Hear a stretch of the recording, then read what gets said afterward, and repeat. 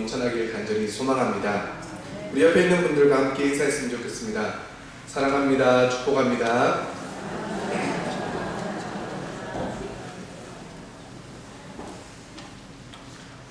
요즘 계속해서 새벽마다 많은 은혜를 누리고 계시죠? 아니십니까? 목사님의 말씀을 통해 그리고 우리 성도님들의 기도하는 모습을 통해 하나님의 은혜가 충만히 우리 가운데 넘쳐날 줄 믿고 또한 그렇게 기도하고 계시죠. 예, 성도님들이 기도하는 모습을 제가 뒤에서 보고 함께 기도하면 그 모습이 저에게 또한 은혜가 되고 또한 그 모습이 우리 성도님들에게 서로 은혜가 되어질 줄 믿습니다.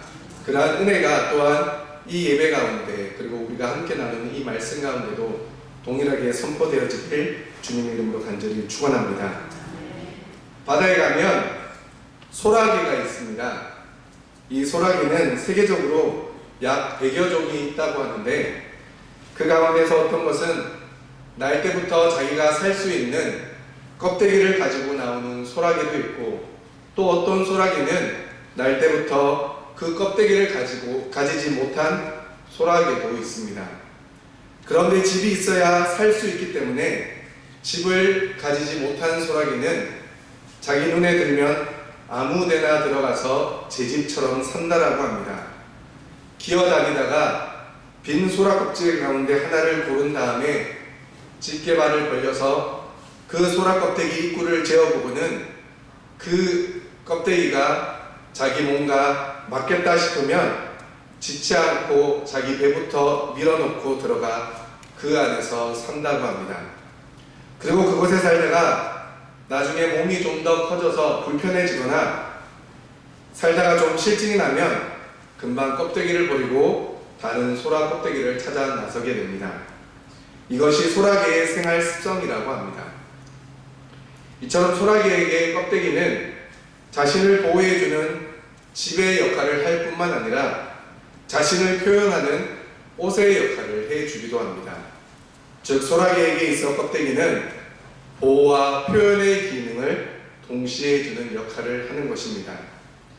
이는 사람들도 마찬가지입니다.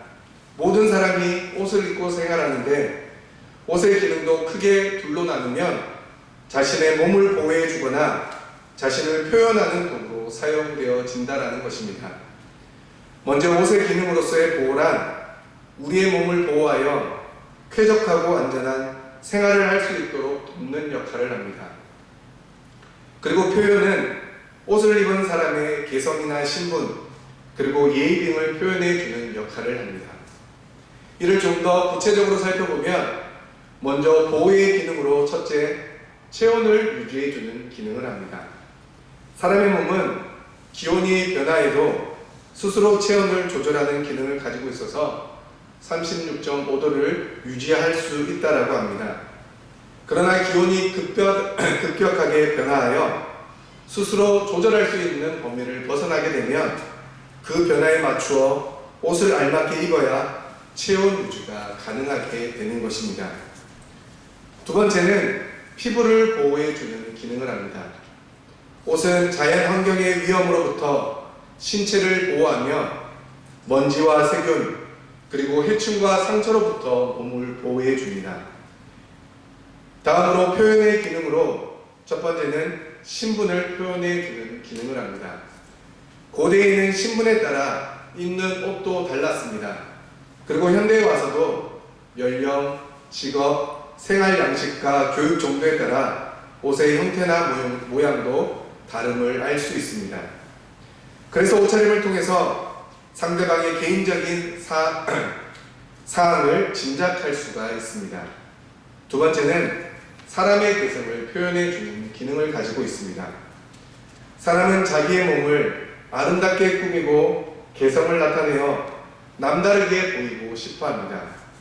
옷의 디자인, 색깔, 재질, 입는 방법 등과 장식에 따라 가치관이나 개성을 표현할 수 있는데 오늘날은 물자가 풍부해지면서 자신만의 독특한 차림을 하려는 경향이 더욱 뚜렷하게 나타나고 있습니다. 그리고 세 번째는 예의를 표현하는 기능을 가지고 있습니다. 때와 장소, 목적에 맞는 옷차림을 함으로써 자신의 교양과 품위를 나타내며 남에게 좋은 인상을 주어 원만한 사회생활을 할 수 있게 한다는 것입니다. 그래서 우리는 결혼식이나 장례식 혹은 공식 석상 등에 갈 때에는 그 자리에 예의에 어울리는 옷차림을 하고 가는 것입니다. 오늘 본문 말씀에서도 이와 같은 옷에 대한 말씀이 기록되어 있습니다. 성경을 보면 종종 오늘 본문 말씀과 같이 하나님을 옷을 갈아입히시는 분으로 소개하고 있습니다. 창세기 3장에는 죄를 지은 아담과 하와가 부끄러움을 가리기 위해 무화과 나무잎을 엮어 치마로 몸을 가리고 있을 때 하나님은 나뭇잎 대신 가죽옷을 친히 지어 그들에게 주어 갈아입게 해 주셨습니다. 그리고 마지막 때에 하나님께서는 구원받은 성도들에게 흰 세마포로 지은 새 옷을 갈아입혀 주신다 말씀해 주고 있습니다.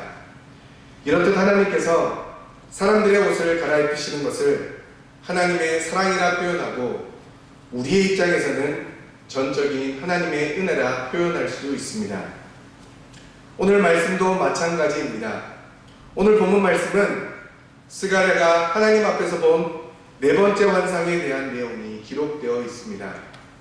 스가랴 선지자는 계속된 환상 가운데 네 번째로 하나님께서 대제사장 여호수아의 더러운 옷을 갈아입혀 주시는 장면을 보게 됩니다. 그렇다면 본문에 기록된 여호수아는 누구이기에 그리고 여호수아가 입은 옷이 무엇이기에 하나님께서는 스가랴 선지자를 통해 이러한 환상을 보여주고 계신 것이겠습니까? 본문에 기록된 여호수아는 지난주에 함께 살펴보았던 여호수아서의 주인공은 아닙니다. 본문에 기록된 여호수아는 모세의 후계자로 가나안을 정복한 여호수아보다 훨씬 뒤에 나타난 인물로 이스라엘이 바벨론 포로에서 돌아올 시대의 여호수아이며 당시의 대제사장이었고 모든 사람들로부터 존경받는 사람이었습니다. 여기서 우리가 특히 눈여겨봐야 할 것이 바로 여호수아의 직분입니다. 오늘 본문 말씀은 여호수아를 대제사장이라 우리에게 소개해 주고 있습니다. 성경에서 제사장의 계보는 레위 지파로부터 특별히 아론을 통해 유래되었습니다. 제사장의 임무는 백성을 위해 제사를 드리고 하나님의 율법을 백성들에게 가르치는 등 하나님과 백성들 사이에 중재자 역할을 감당해야 했기 때문에 제사장은 다른 어떤 이스라엘 백성도 갖지 못할 특정한 권리와 책임을 가지고 있었습니다. 이는 제사장만이 특별한 의복을 입는 것으로 나타났습니다. 그래서 출애굽기 28장에 보면 하나님께서는 대제사장의 영광과 거룩함과 아름다움 그리고 구속 사역을 나타내기 위해 대제사장에게는 특별한 옷을 입도록 명령해 주셨습니다. 출애굽기 28장 2절과 3절 말씀을 보면 내 형 아론을 위하여 거룩한 옷을 지어 영화롭고 아름답게 할지니 너는 무릇 마음에 지혜 있는 모든 자 곧 내가 지혜로운 영으로 채운 자들에게 말하여 아론의 옷을 지어 그를 거룩하게 하여 내게 제사장 직분을 행하게 하라고 말씀해 주고 있습니다. 대제사장이 입는 예복에는 흉패, 에봇, 겉옷, 반포속옷, 관과 띠 그리고 속바지가 있습니다. 반포속옷과 관과 띠 그리고 속바지는 일반 제사장과 대제사장이 공통으로 입는 옷이지만 특별히 제작된 에봇과 겉옷과 흉패는 오직 대제사장만이 입을 수 있는 의복이었습니다. 대제사장의 가슴판에 붙이는 흉패는 금실과 청색, 자색, 홍색실과 가늘게 꼰 배실로 공교히 짠 두 겹의 헝겊으로 크기는 가로, 세로가 한 뼘씩 되는 것이었습니다. 이 흉패 위에 12개의 보석을 물려 이스라엘의 12지파들의 이름을 새겨 넣었습니다. 대제사장의 속옷은 가늘게 꼰 배실로 짠 것으로 바람이 솔솔 잘 들어가 땀이 잘 배이지 않도록 만들어졌습니다. 이것이 가지는 영적 의미는 육신의 열심을 버리라는 뜻이었습니다.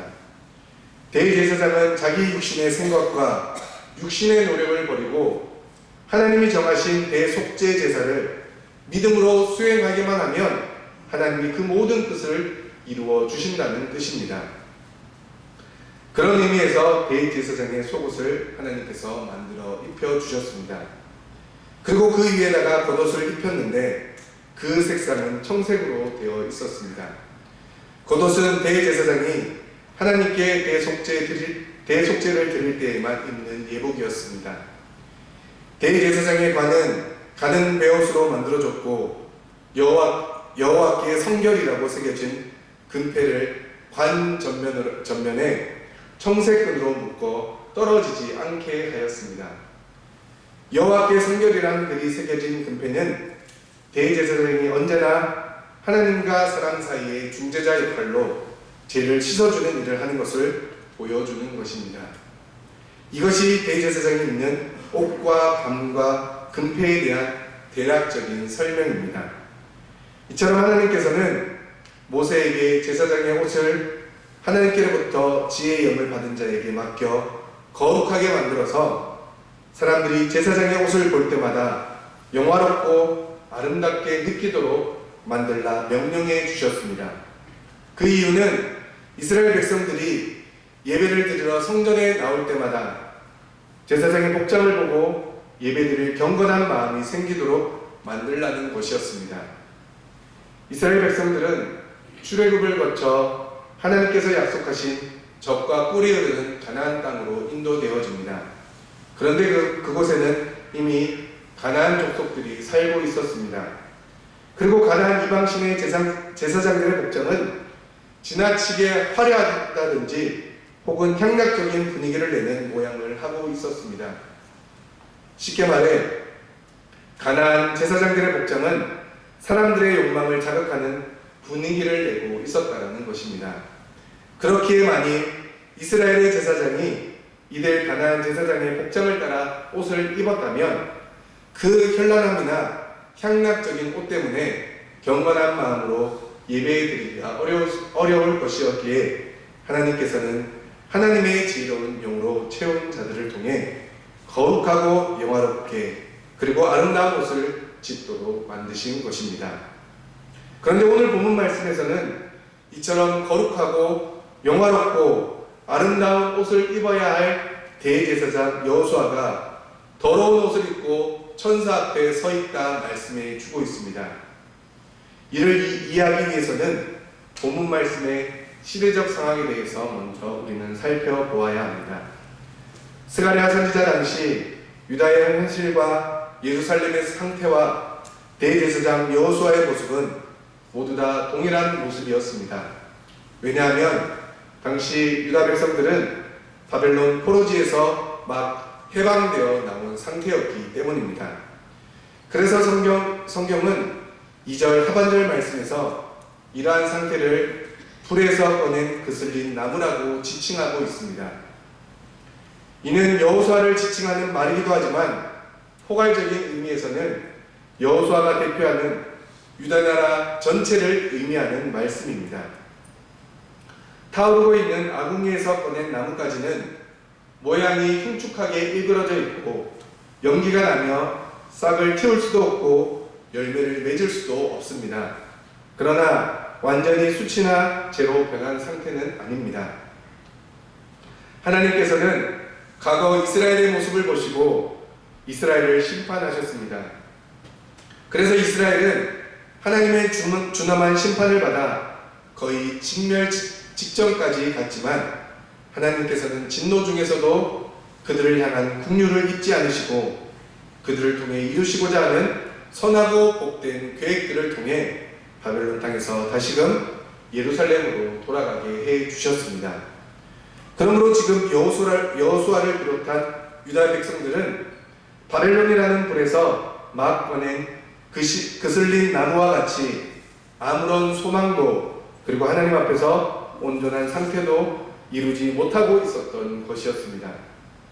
그래서 본문 3절 말씀에서 대제사장 여호수아는 성결한 세마포 옷을 입고 있어야 함에도 불구하고 더러운 옷을 입고 있을 수밖에 없었던 것입니다.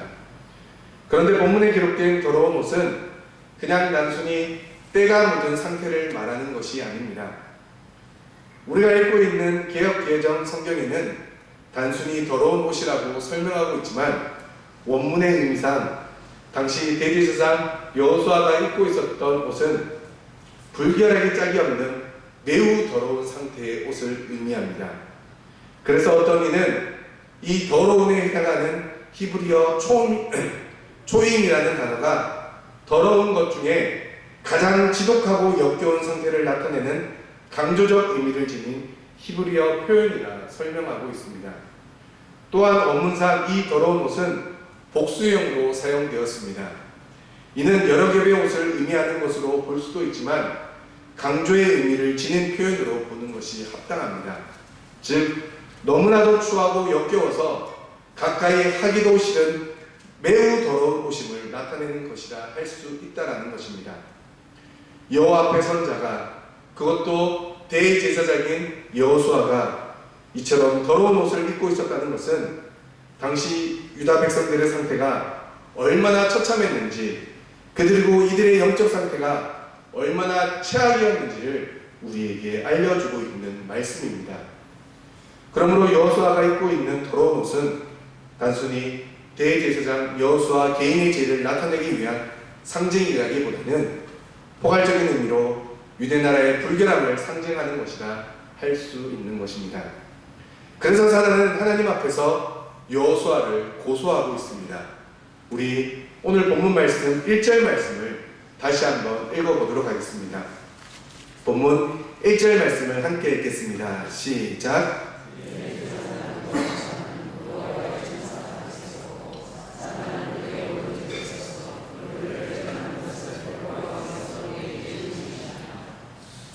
1절 말씀을 보면 사탄이 여호수아 오른쪽에 서서 여호수아를 대적하는 것을 스가랴에게 보여주었다고 말씀해 주고 있습니다. 물론 사탄이 여호수아를 고소하고 대적하는 내용이 무엇인지 구체적으로 말씀에 기록되어 있지는 않습니다. 하지만 아마도 여호수아가 대표하는 유대 백성들이 여호와 앞에 회복과 번영의 복을 받을 자격이 없다는 내용이었을 것입니다. 왜냐하면 앞에 세 가지 환상에서 하나님은 유다나라를 회복시키시고 예루살렘 가운데 성전을 재건하게 하시는 반면 이방의 악한 자들은 심판하신다는 사실을 기록하고 있기 때문입니다. 그러므로 여호수아 오른쪽에 선 사탄은 이러한 하나님의 계획과 관련하여 더러운 옷을 입고 있는 유다 백성들이 그런 복을 받아서는 결코 안 된다고 여겼으며, 그로 말미암아 유다 백성들을 대표하는 대제사장 여호수아를 대적하고 있는 것입니다. 이러한 시대적 상황에서 사탄의 대적은 대제사장 여호수아는 물론 유다 백성들을 완전히 무너뜨릴 수 있었습니다. 하지만 하나님은 그러한 사탄의 대적 가운데서도 하나님의 백성들을 긍휼히 여기셔서 네 가지의 충만한 은혜를 베풀어 주시고 계십니다. 그 첫 번째가 사탄을 책망하시는 은혜를 베풀어 주셨다는 것입니다. 2절 말씀에서 하나님은 여호수아에 대한 사탄의 고소를 기각하시고 사탄을 책망하고 계십니다. 이는 여호수아로 대표되는 유대 나라에 대해 하나님이 베풀고자 하시는 회복과 번영의 축복을 결코 초래할 수 없다는 하나님의 단호한 의지를 반영하고 있는 말씀입니다. 왜냐하면 하나님께서 친히 예루살렘을 선택하셨기 때문입니다. 하나님께서 예루살렘을 택하신 것은 전적으로 하나님의 주권적 은혜에 따른 것입니다.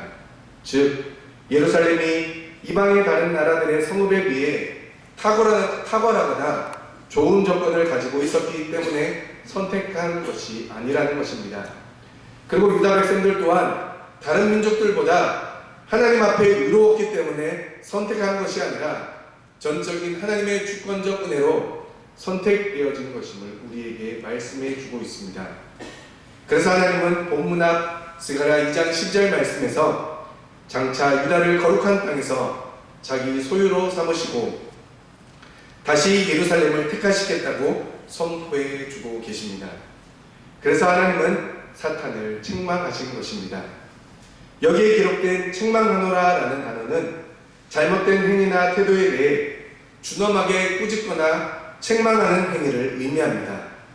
성경에서 하나님은 이스라엘 민족을 삼키려 한 홍해를 꾸짖어 이스라엘을 마른 길로 건너게 하셨으며, 교만하여 주의 계명에서 떠나는 자를 준엄하게 꾸짖어 저주를 받게 하시며, 주의 백성을 멸하기 위해 몰려드는 열방을 꾸짖어 멀리 도망하게 하시는 분으로 소개되고 있습니다.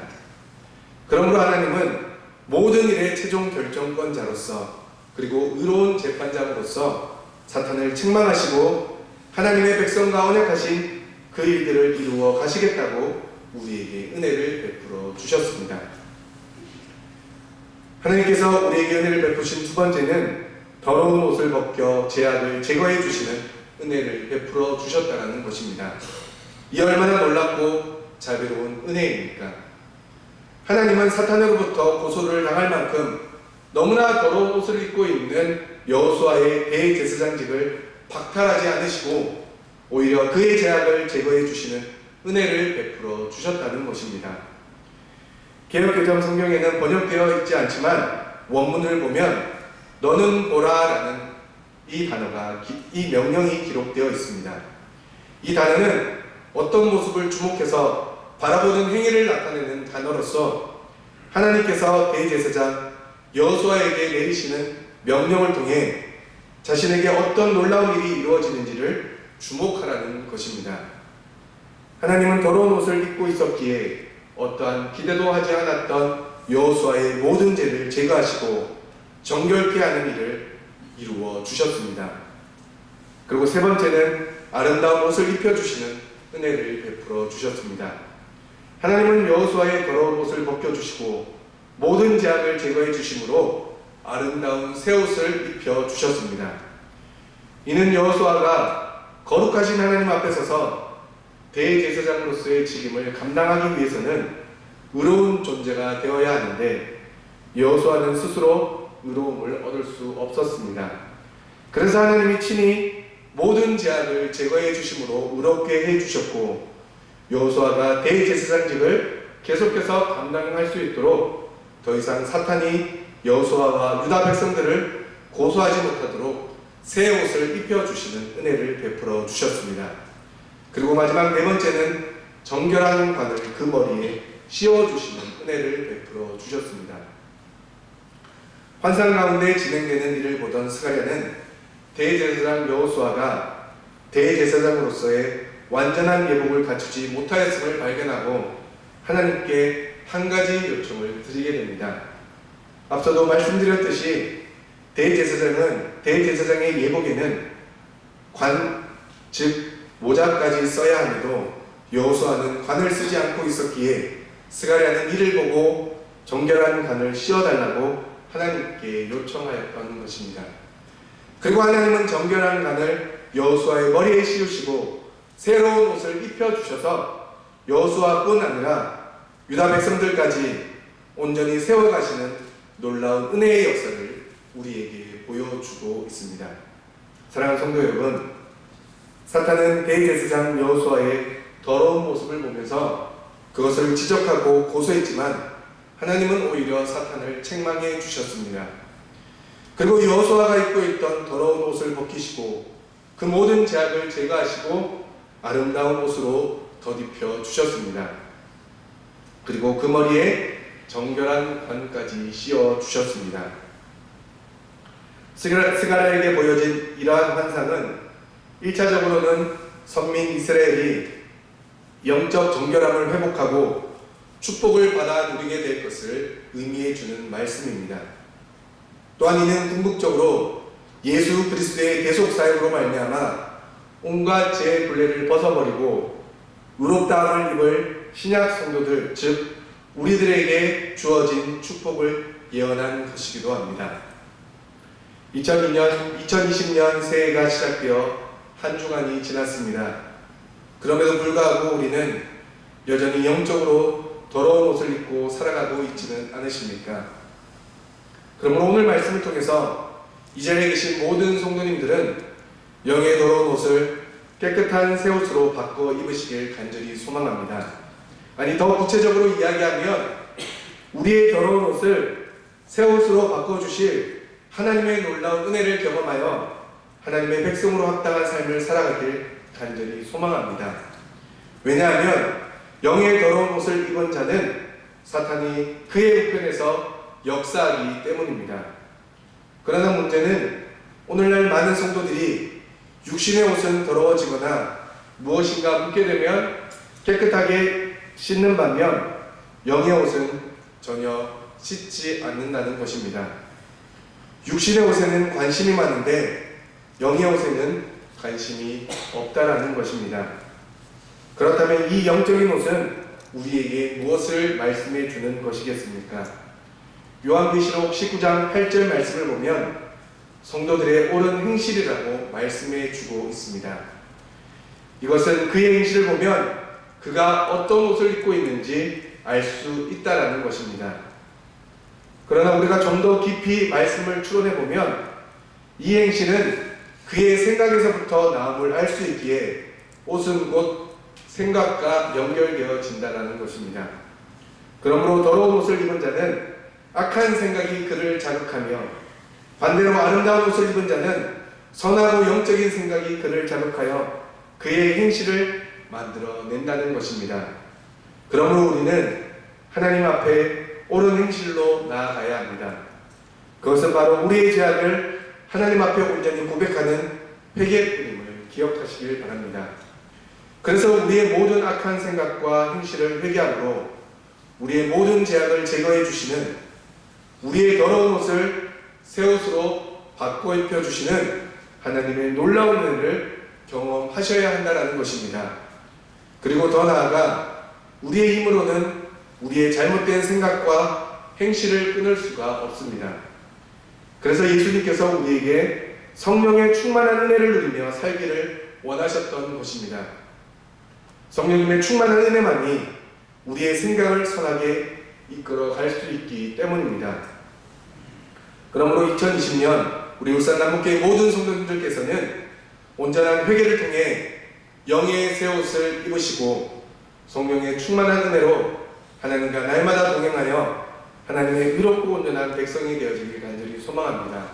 그리고 계속되어지는 우리 새벽질 특별 새벽기도를 통해서 하나님의 놀라운 은혜와 역사를 경험함으로 스가랴가 바라보았던 그 환상을 바라보시고, 그래서 우리 주님이 이 시대에 무엇을 가장 원하시고 그리고 우리에게 어떠한 회복을 가장 원하고 계시는지를 깨달아 하나님 앞에 온전히 그리고 귀하게 쓰임받는 저와 여러분들의 축복된 삶이 되길 주님의 이름으로 축원합니다. 기도하시겠습니다.